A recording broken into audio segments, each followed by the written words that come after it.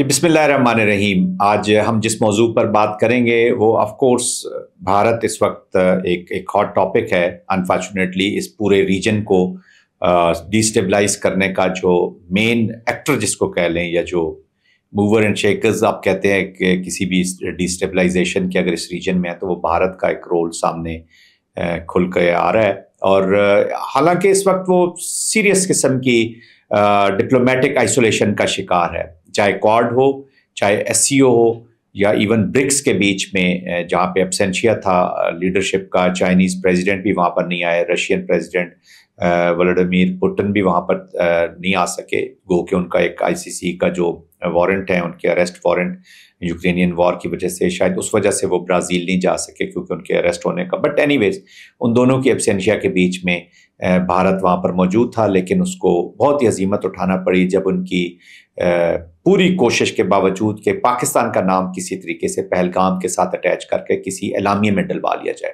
تو وہ بھارت جو اپنی ہیوبرس اپروچ، اپنے گھمنڈ کی وجہ سے، اپنے ہیوبرسٹک جو چیزیں تھیں ان کے ہوتے ہوئے کسی کو اپنے آپ کو کچھ زیادہ طاقتور سمجھ بیٹھا تھا، اپنے آپ کو ایک بگ پاور رول میں لے رہا تھا۔ وہ سمجھتا تھا کہ میں بھی امریکہ کی طرح، رشیا کی طرح، چائنا کی طرح ایک بہت طاقتور ملک ہوں۔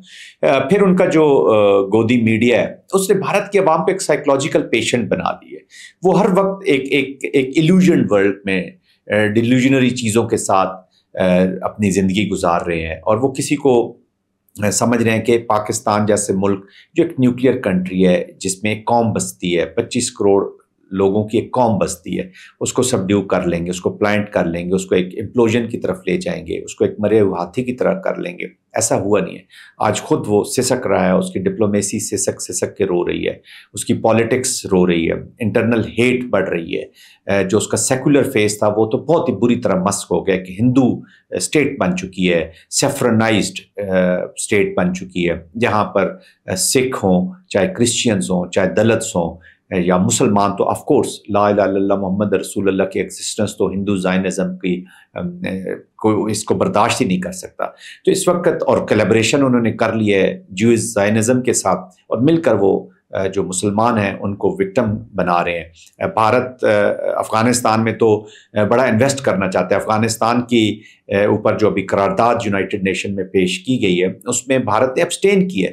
یہ وہ قرارداد ہے جہاں پہ ہیومن رائٹس کی بات ہوتی ہے، جہاں پہ عورتوں کے حقوق کی بات ہو رہی ہے جو افغانستان میں، لیکن چونکہ اس کو وہ سرزمین اور وہ لوگ چاہیے پاکستان کو ڈیسٹیبلائز کرنے کے لیے، چائنا کو ڈیسٹیبلائز کرنے کے لیے، آذربائیجان اور سینٹرل ایشین کی کنٹریز کو ڈیسٹیبلائز کرنے کے لیے، جو انڈیا سے بنگلہ دیش سے ان کو جو ہزیمت اٹھانا پڑی ہے جب ان کی سٹوج حسینہ واجد کو وہاں سے نکالا گیا، تو اب ان سے بھی انہوں نے بدلہ لینا ہے۔ روہنگیا کے مسلمان ان کے ٹارگٹ پہ ہیں، بنگلہ دیش کے مسلمان ان کے ٹارگٹ پہ ہیں، ایون جو نیو دلی کا مسلمان ہے وہ بھی ان کے ٹارگٹ پہ ہے۔ کبھی وقف بل کر دیتے ہیں، کبھی وہ اسٹیٹ لیس کرنے کے لیے سٹیزن شپ ایکٹ لے آتے ہیں، کبھی جس ملک میں ایک گائے کی ویلیو زیادہ ہے، اس کی زندگی زیادہ امپورٹنٹ ہے ایز کمپیئر ٹو ایک انسان کے، تو آپ اندازہ لگا لیں کہ کتنا سیفرونائزڈ اور ہندوتوا سے لتھڑا ہوا یہ ملک بن چکا ہے۔ تو وہ اس وقت ڈیسٹیبلائز کر رہا ہے اس پورے ریجن کو، آئسولیشن کا شکار ہو چکا ہے۔ تو ان کے اس وقت جو بی جے پی کی جو گورنمنٹ ہے، جنہوں نے بہار کا الیکشن جیتنے کے لیے یہ سارا پہلگام کا ڈرامہ رچایا، اور they wanted to create a new normal، حالانکہ پاکستان نے پھر ایک نئے اب نارمل کریٹ کر دی ہے۔ اس وقت وہ کنفیوژن کا شکار ہے۔ اس وقت بہار کے الیکشن سر پہ ہیں، جس کے لیے انہوں نے یہ سارا ڈرامہ رچایا تھا۔ اب اس کو ڈیلے کرنے کے لیے اور پری پولنگ سے پہلے ہی، الیکشن سے پہلے ہی انہوں نے ریگنگ کا بندوبست کر لیا۔ اس وقت وہاں پر ایک ووٹرز لسٹ کی جو ریویژن ہے اس کا انہوں نے ایس آئی آر جس کو ہم بولتے ہیں special intensive revision of the voters list, حالانکہ بہت ساری آرگنائزیشن، بہت سے لوگ سپریم کورٹ میں چلے گئے اور انہوں نے اسٹے کا کہا ہے کہ یہ اب ووٹرز لسٹ جو بنی ہے اسی کے اوپر الیکشن ہو جائیں، لیکن سپریم کورٹ نے اسٹے ایشو نہیں کیا۔ اس وقت بھارتی کورٹ ہو، چاہے بھارت کی افواج ہوں، بھارت کی پولیس ہو، بھارت کی انٹیلیجنس ایجنسیز ہوں، را ہو، یہ سب اس وقت Bharatiya Janata party, R S S اور سنگھ پریوار کا ملیٹنٹ ونگ اور ان کے سب संघ परिवार के इंटेलिजेंस विंग, मिलिटेंट विंग ये बन चुके हैं।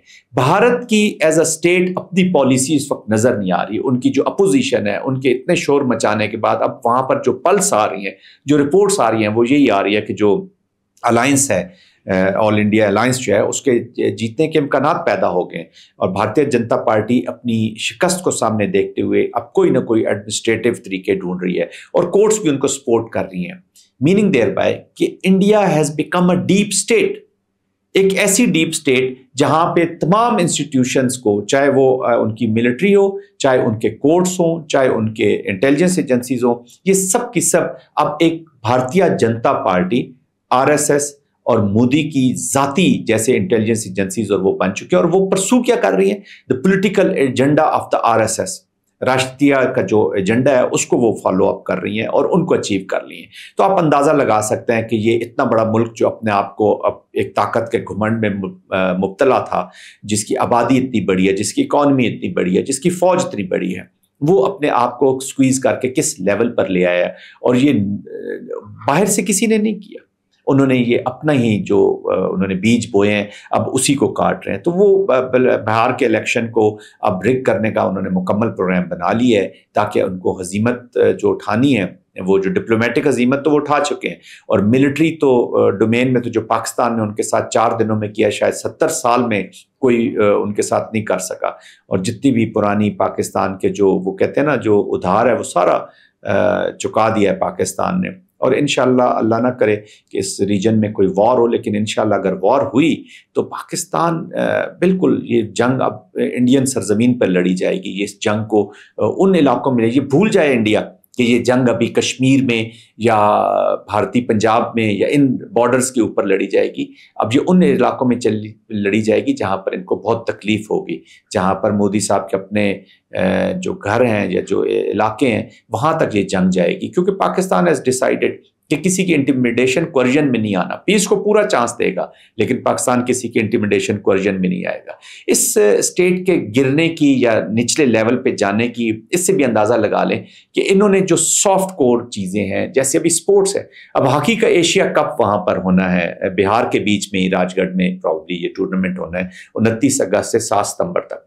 और उनका जो गोदी मीडिया, उनका सोशल मीडिया ऑलरेडी इतनी नफरत पैदा कर दिया कि उसने पाकिस्तान के जो खिलाड़ी अगर वो वहां पे जाते हैं तो उनकी जिंदगियों के लिए खतरा लाहक हो गया, वो वहां पर प्रोटेक्टेड और सेफ नहीं महसूस किए जाएंगे। और I think this is unbecoming of a responsible state. Responsible state के इसको तभी मुझे एक पॉलिटिकल टेररिस्ट जिस मुल्क में हुकूमत कर रहे हो, जिनको लीडरशिप का मालूम नहीं है, ये वो लोग हैं जो अपने लोगों के लिए जंग ले जाना चाहते हैं, जो अपने लोगों के लिए मौत का बंदोबस्त कर रहे हैं। ये वो लीडरशिप या पॉलिटिकल टेररिस्ट ही मैं इनको हमेशा कहता हूँ, ये वो लोग हैं जिन्होंने अपने 26 लोगों का खून किया, फिर उन्हीं के खून की स्याही से इन्होंने ऑपरेशन संदूर का स्क्रिप्ट लिखा है, जो एक मूवी का स्क्रिप्ट है, अपने लोगों के खून। और इनकी माएँ बहनें, जिन लोगों की अमवात हुई हैं, जिनको मारा गया है ये एक्ट ऑफ टेररिज्म में, जो मोदी हुकूमत ने खुद करवाया, अब किसी को कोई शक नहीं होना चाहिए, जिसको पाकिस्तान ने रिग्रेट किया, जिसके ऊपर पाकिस्तान को अफसोस हुआ है कि ये आम इंसानों की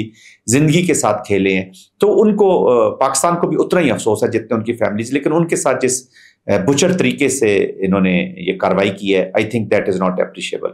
तो हॉकी टीम के लिए भी थ्रेट्स हैं। आई थिंक पाकिस्तान को रिव्यू करना होगा कि अपने खिलाड़ियों की जिंदगी को खतरे में न डाला जाए, बल्कि एक कॉमन वेन्यू पे अगर ये टूर्नामेंट हो सकता है। और ज़रूरी नहीं है कि हम पाकिस्तान वहाँ पर जाए जहाँ पर नफरत के बीज बो दिए गए हैं। आई थिंक ये खेल, सकाफत, कल्चर, जिसको हम कहा करते थे कि ये सॉफ्ट बॉर्डर्स होते हैं, इनमें कोई फ़र्क नहीं होता, लेकिन ये जो हम अक्सर हम देखते थे कभी अमन की आशा में, कभी क्या कि जी आर्ट और इसके तो कोई बॉर्डर्स नहीं होते, लेकिन इन्होंने उसको भी वेपनाइज कर दिया है। इन्होंने पानी को वेपनाइज कर दिया, इन्होंने फूड को वेपनाइज कर दिया है। तो इस वक्त इंडिया में एक ट्रेंड है, एक स्ट्रेटेजिक ट्रेंड है।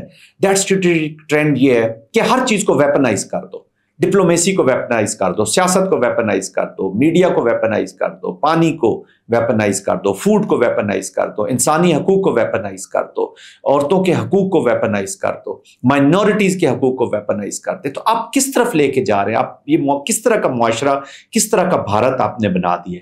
But this is bad luck of the people of India.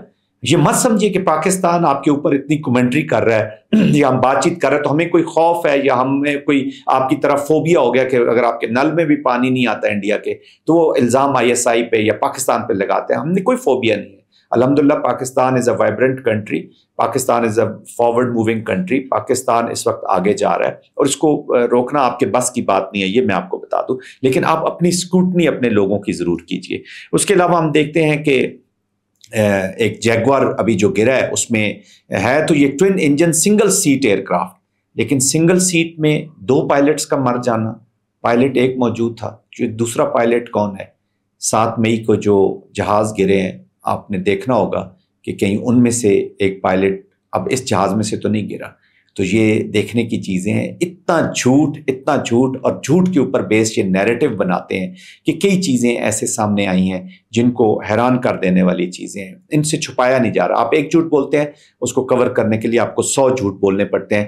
تو اسٹریٹجیکلی کنفیوزڈ بھارت اس وقت دنیا کے نقشے پر موجود ہے, جس کو کبھی وہ بنگلہ دیش پہ الزام لگا دیتا ہے, کبھی وہ آذربائیجان پہ الزام لگا دیتا ہے, کبھی ترکیہ پہ الزام لگا دیتا ہے. ایک جنرل صاحب ان کے آتے ہیں, deputy chief of army staff, وہ کہتا ہے جی ہم تو 3 ملکوں سے لڑ رہے تھے. جس ملک نے ہمیں دعائیں بھی دیں, شکر ہے ان کا نام انہوں نے نہیں شامل کر دیا, جنہوں نے کنڈیم کیا ان کو کہ وہ بھی اس جنگ میں شامل تھے.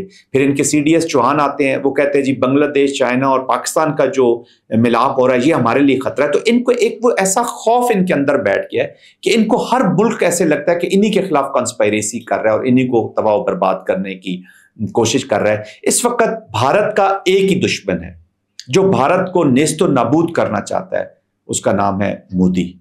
آپ نے اپنی اسکروٹنی کرنی ہے, اپنے ایسی پولیٹیکل ٹیررسٹ سے جان چھڑوانی ہے اگر آپ نے بھارت کے مستقبل کو بہتر دیکھنا ہے.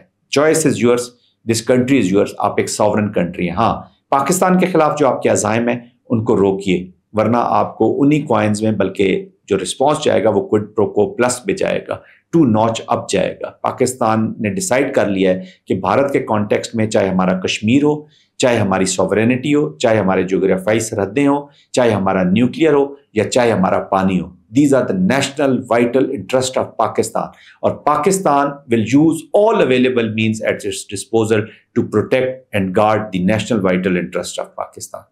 Thank you very much.